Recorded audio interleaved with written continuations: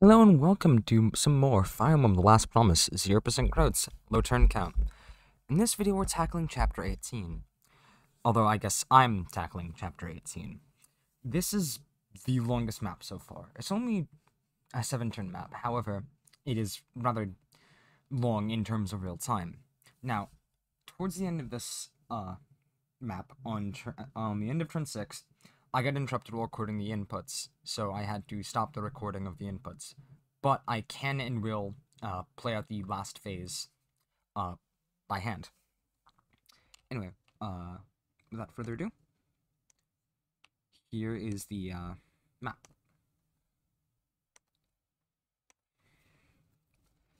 Sorry, I just forgot to pull up the movie recording.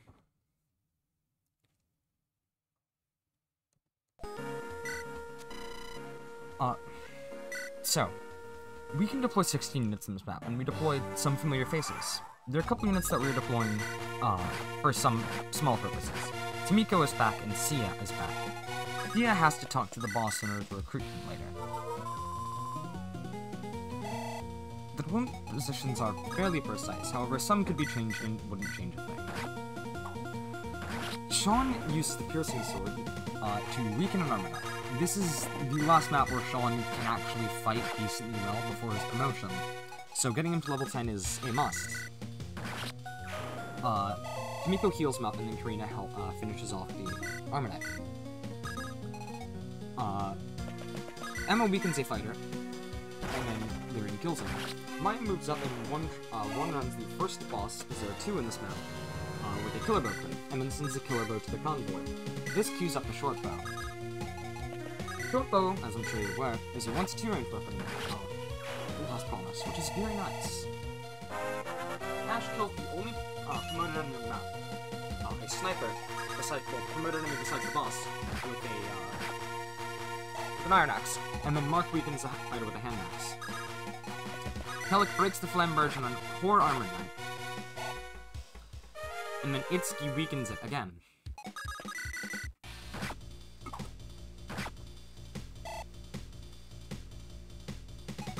Ben moves up and then finishes off the Iron Knight with the Javelin at close range. Shuda is back, and Shuda actually does a decent amount. We get another hero crest in this map, and I'm actually not sure whether or not it is wise to promote Shuda. Also during this map, Ash reaches S-rank axes. I believe it's on turn 4 enemy phase. Don't give up yet. So you can visit the building that's our second guiding of Anakin mode, yeah, second. That'll be going to a specific unit in chapter 20.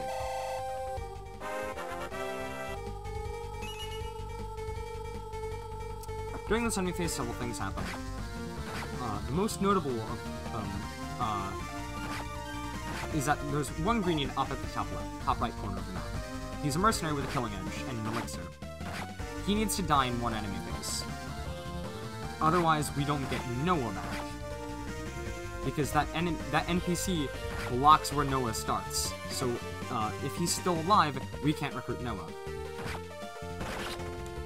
He also does help, contribute because he gets some 1-rounds with the killing edge, including one-shotting a mercenary, and then 1 round in the fighter. Ben also takes a decent amount of damage here. This position was fairly precise. It just enables, make sure that everybody in this formation survives. These soldiers form a little more than cannon fodder, and most of these rebels get their asses handed to them really easily. The mercenary dies after getting hit by 2 mercenaries and a javelin hit. Noah rejoins us this map with the same stats he has in Siegfried mode. Even though, yes, I technically could have restored his growths because he doesn't level up and he would have been able to auto-level, it would feel dishonest. Ben kills a mage on an enemy face with a javelin, which is the main reason he used it instead of an iron lance. But going over Noah, he rejoins Steel Axe, an elixir, and a Divine Sword. The Divine Sword is a weapon we're sadly not going to be using that much because it breaks in this map. Though I guess technically we're using it a lot. Liam gets one rounds on an archer with the short bow, which grants him a fair amount of weapon experience. These cavaliers actually aren't jokes, and these ballisticians aren't jokes either, because they're actually able to help out with the map. Because that mercenary died on turn 1, Anakin immediately goes and talks to the captain, which gives us some more cannon fodder. It also gives us Noah back. Noah goes down in the forest and equips the Divine Sword. The Divine Sword grants either +5 or +6. +3 or +5 defense. I don't remember which. Then Lyrian goes to the vendor and buys a couple tomes. 3 Thunder Tomes, 1 Nosferatu tome. The Nosferatu tome comes in handy in a few chapters, and the Thunder Tomes help out in this map. Ash and Mark move up and equip hand axes. Mark technically doesn't need to be deployed here, but he's the best unit who could have taken up that last slot. Because we don't need Corbin, we don't need Eduardo, we don't need Ace, and Kevin would be a liability. Mark can perform his role pretty well, and that's all we need to ask for. Ben weakens mercenary so that Shon can kill it and get to level 10. Uses the Spoon Lance instead of the Piercing Sword, for a tiny bit of reliability. Now, the boss of this map is Howard, and this is the final map where Shon's side quest takes place. If Shon survives a battle with Howard, he doesn't have to kill him, or attack him, or deal damage. He just needs to survive a battle, so he can throw a javelin at him while Howard has a silver axe equipped. Then you finish the side quest. We're going for that, which means that our kill isn't going to be that reliable. Preferably, what we would do is just have Emma or Ben, preferably Emma, Ben with an Activator, Emma with a Fire Tome, deal at least 2 points of chip damage to Howard, and then burn RNs until we get a 29% hit with Ash, with the Halberd. The Halberd still does get used a decent amount in this map, just not as much as you would expect, because it's not used to kill Howard. Spoilers. Somebody else kills Howard. I will let this enemy phase play out, because there's not much to talk about today. I also need to grab it fast, because I'm doing the spur of the moment.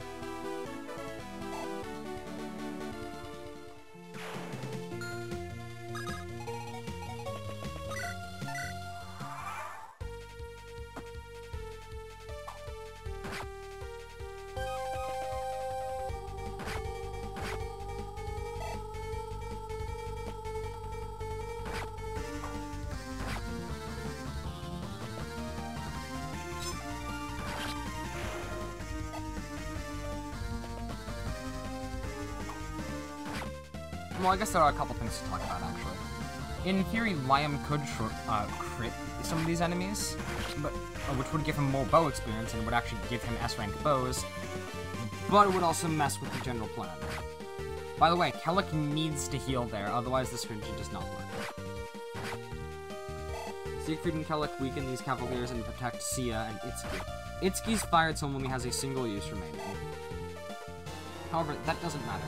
Peter reaches A-rank swords right there, which means that he reaches it before Tekun does, and Tekun is our dedicated sword user. Funny how that works out. I wish no one went with the hand axe instead of the divine sword, instead of the steel axe rather. But it doesn't matter. The divine sword is also 1-2 range, obviously. And it's a very, very nice weapon. It's a shame we break it in this map. Noah's crit here is not necessary. Noah does not need to kill that fighter. He doesn't need to kill this mage challenger. However, this is not a light brand. Its ranged attack is not considered light magic. It's just a sword.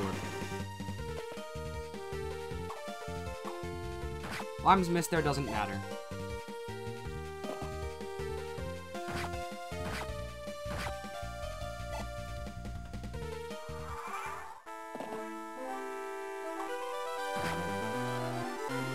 He sort of knew that Liam was going to carry the run for a very long Not for a very long time, but for the next few maps. You really should change your mind on that.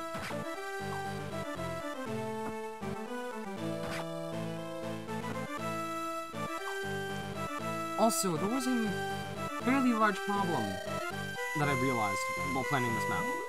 I don't have that many bows left. All I have are the short bow and silver bow.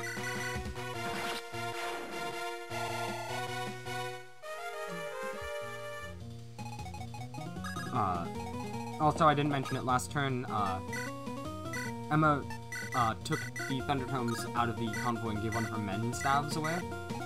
It's that she can, give the Thunder Tome to Sia.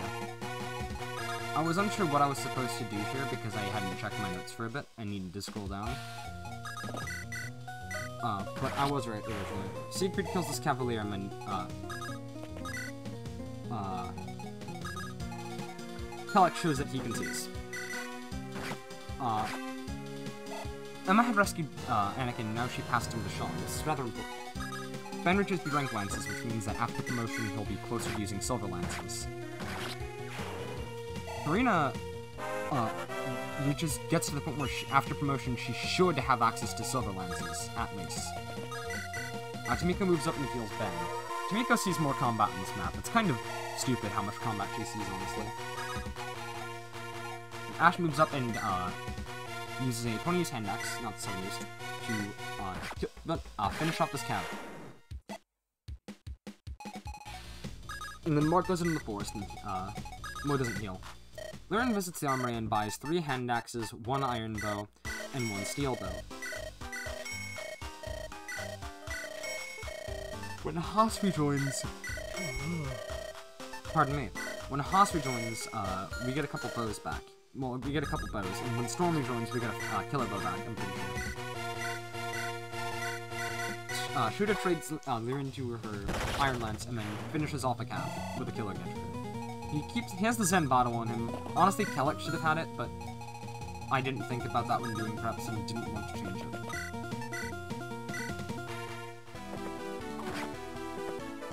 My thumb accidentally grazed the key that turns on animations in the middle of battle.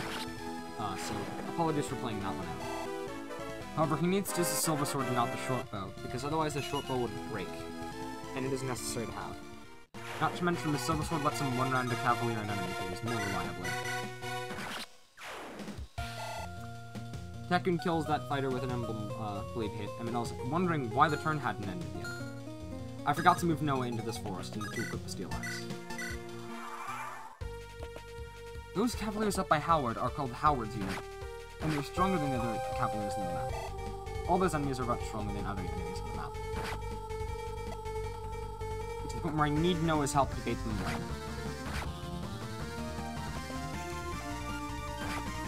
After killing this mercenary with the hand axe, with 53% hit, Ash gets to S-rank axes, which improves his hits by 5, and it grants him +5 crit.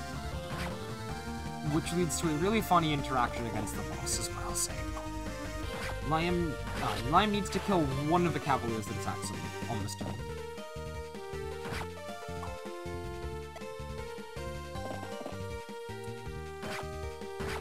He can afford to miss one of them, he just needs his path to be clear.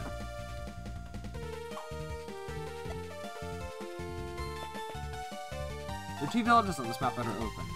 One of them contains a hero crest, one of them contains the Celestial Ring, which is also known as the Guide Ring. Mark gets a few more kills from his enemy face, and he weakens the fighter to the point where an NPC cav can kill him. Mark's main contributions to the run are pretty much over here, sadly. Unless he can promote the hero crest, which I'm not sure that's a change Blazer made, I highly doubt that it is. If he can promote the hero crest, he'd be able to become a berserker for chapter 20, which is massively helpful. The short bow would have broken by now, or would have broken against that archer. Tamiko being there serves as bait to guide that Cavalier into attacking her. It works. The NPCs really don't matter from here on out. They kill that armored knight, and then that's cool of them, I guess. And they also kill this fighter, which Mark would have killed anyway with that iron axe.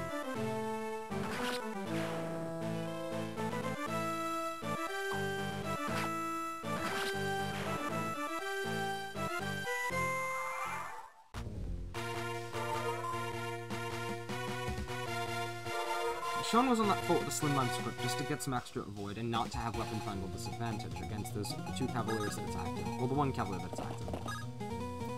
Emma moves over below this forest just to get closer to the boss, because remember, she is carrying Sia, who needs to talk to the boss. Ben moves up and then kills this cavalier that Liam had weakened with a short bow. And then Karina takes Anakin and then moves next to him.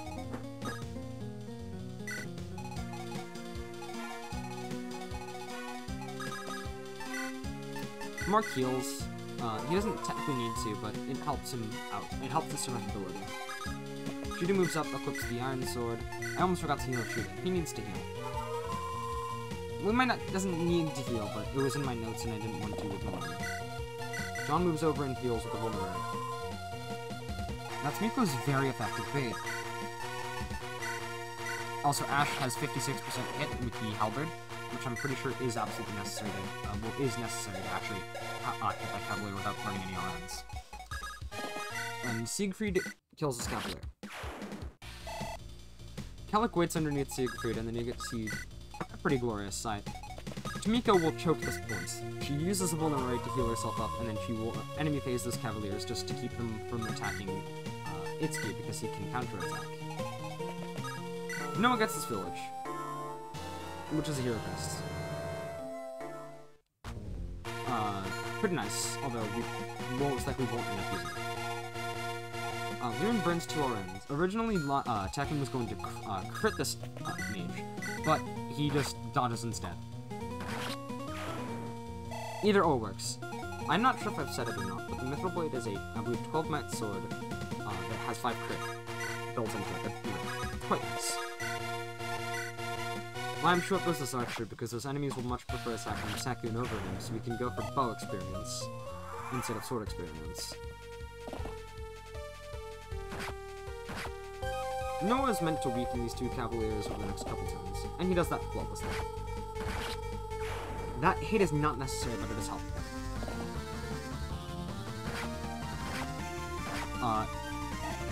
Liam could have used a Lance Reaver for that, or the Silver Sword, but it doesn't really change anything. Shon keeps a slimline script to bait that fighter into attacking him, instead of littering him, because he takes more damage.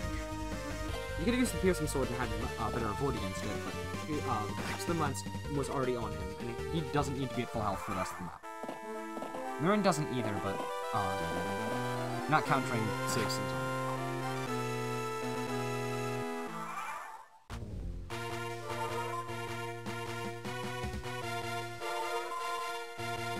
This is turn 5, I believe? So there are 2 turns left after this one. It kills this fighter with the Thunder Tower and gets to level 6, 7. He's doing a lot more than I expected. He's basically better Liu from FP6. Ben weakens his Cavalier with an Iron Lance, and then Tekken moves up and gets an unnecessary crit with an Emblem Blade. The Cav is a Steel Sword, not a Lance, so you're just seeing that Tekken's decently high skill is kind of falling off. You'll notice that I was a bit nervous about what I was doing there. I wanted to make sure that Emma was in the correct position to heal on Ash.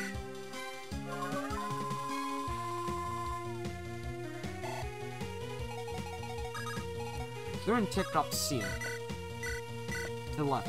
This will allow her to talk to the boss next turn, after she gets danced, because Anakin is also getting dropped this turn. Lamb weakens a Cavalier with a Silver Bow. This just means that the Cavalier is put in healing AI and will therefore not be a problem to my units, to my squad, which is very nice. Shon moves underneath Emma, so that he can get closer to the boss, because he needs to have a conversation with the boss. He needs to give him a stern talking to. I wasn't sure what's supposed to happen with Noah this turn, and I also wasn't sure what order things was supposed to happen. I just decided to check out my notes. This heal is technically not necessary, but it is nice. Siegfried hitting this Cavalier is not needed either, because Kellic can finish him off.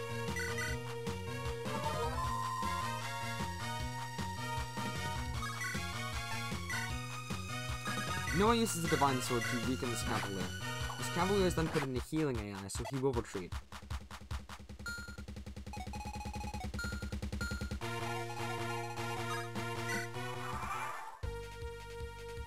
It is next turn, before I end turn, that, my inputs got, interrupted, but it doesn't really matter. It's just before enemy hits it happens. The Cavalier retreats onto a house to use the vulnerability. These two armor knights are stationary. At least I'm fairly sure they are. So Liam is able to get more bow experience with the silver bow. Again, these green units don't matter whatsoever. The Cavalier attacks, Tamiko, which is a decent problem. Noah breaks the Divine Sword, unfortunately countering this Cavalier, but he gets the Cavalier to a decent, to a low enough HP. Again, these green units don't matter. Siegfried heals, and Tamiko get healed up passively. Siegfried's, does he? Yes, Siegfried swings up his Cavalier because, of what's about to happen. She moves over to the right and then gives the Zanbato to Kellic. Kellic then finishes off his Cavalier. Or he doesn't. It doesn't matter. He originally was going to, but I messed up the order. But I realized, which messed up me ordering for this entire turn. But because there are no major combats, and because what happens is fairly reliable, it doesn't particularly matter.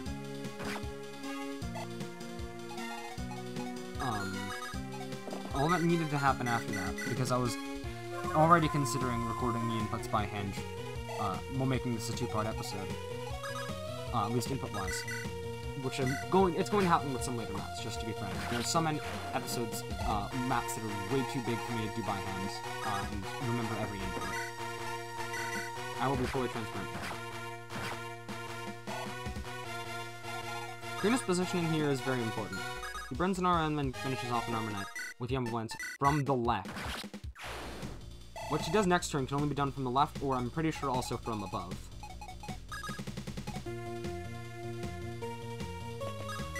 Sia moves up, and then Anakin dances for her. Don't give up yet. We're going to see something kinda cursed here. Base Sia walks up and talks to Howard. In a Groats run, because Sia is a very good combat unit, normally, not in an LTC, just in a normal casual Earth playthrough, she's very nice to have. Also, technically, with my current... Originally Karina was put there so that she can take Sia from Lirin, so that Lirin can drop a one-range combat unit out of the way once they attack Howard the Weakening. So this is the ending of the movie. I'll show off Howard's stats real fast. We have to deal with this. The throne gives him more void and more defense. So we have to deal with this. He has a spear, a silver lance, and a steel sword. Silver axe, rather. So he's a decent threat. Tamiko healing means that the fighter will attack Siegfried over her, which is rather nice.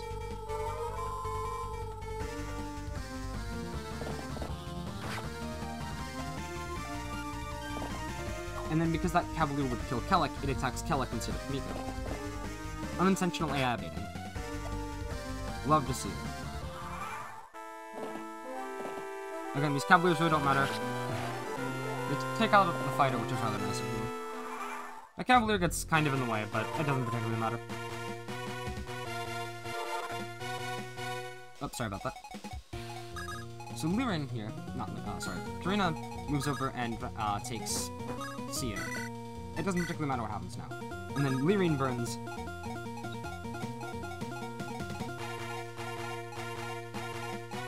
Ten RNs that the boss kill can commence.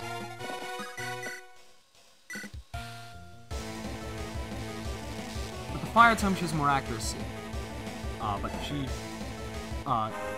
could have taken one if Sia was taken off, but it doesn't really matter.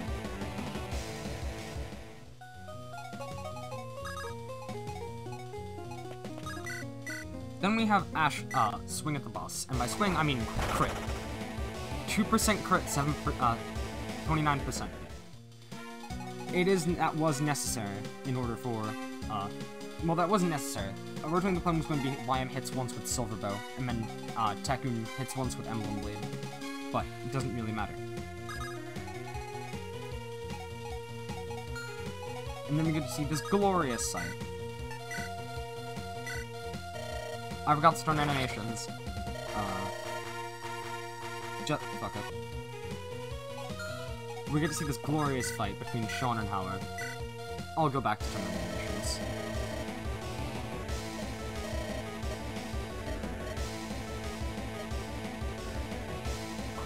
This is base Shon, by the way. He deals the same damage to Howard as he did to Pelennor.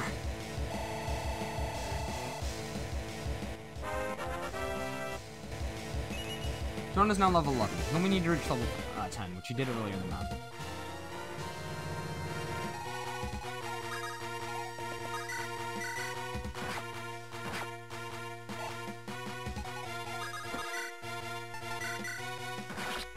Ben uses the activator here, not because 1, it kills the Cavalier, and 2, it gives him a little bit more weapon experience.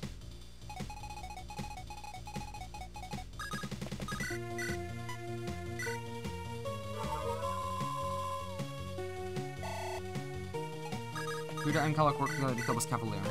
This is just for a tiny bit more experience on the both of them. It doesn't really matter, but it is just nice to do. It makes my brain happy. Also, it gets Kellock closer to A-rank swords, because he doesn't have it yet.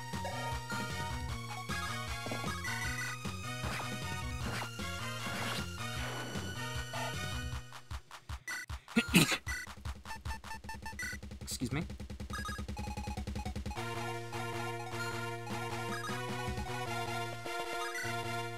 I burned 3 Orens there to, okay, it was 4 Orens. Lime was supposed to kill a short bow crit this cav, but it doesn't change a damn thing. He's already close to S-rank bows as it is, and he should get it, next map anyway. Because I didn't show unit inventories and preps, here's what they look like. Takun just has an inventory set up for the next map.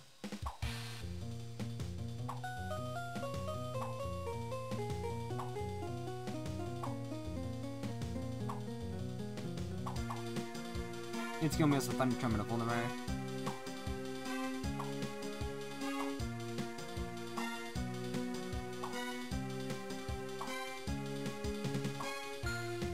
And that's, Chapter 18 completed in 6 turns. After this map, Anakin promotes to Noble from Vagrants. The only important things about this promotion is that it grants him +1 move. Oh, the extra bulk helps him. He also heals, I believe it's 20% of his max HP after the end of at the start of every turn. Anyway, that's it for now. Thank you for watching. I'm sorry this map took so long. And, I hope to see you next time. Have a great day.